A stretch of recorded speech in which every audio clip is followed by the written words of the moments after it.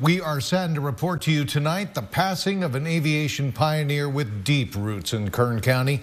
We learned today that Dick Rutan, a decorated Vietnam War pilot and longtime civilian test pilot, died Friday evening at a hospital in Coeur d'Alene, Idaho, at the age of 85. Richard Glenn Rutan was born in Loma Linda, California in 1939. He joined the Air Force as a teenager and flew more than 300 combat missions during the Vietnam War, ejecting twice from his F-100 Super Sabre fighter jet during his tours of duty. Rutan received numerous awards for his service, including the Silver Star and the Purple Heart. Back stateside, Rutan became a celebrated civilian flight test pilot, working with his brother Bert at Scaled Composites in Mojave.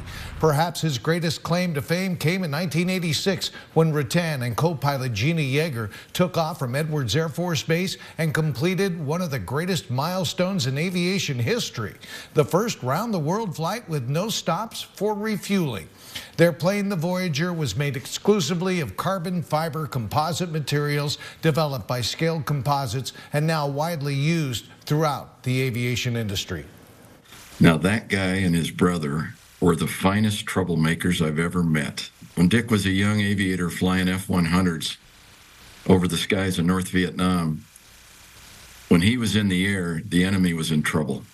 And when he came back to the high desert after Bert started Rutan Aircraft Company and started experimenting with composite structures, the industry knew metal. And along came the Rutan brothers and turned that whole concept on its ear.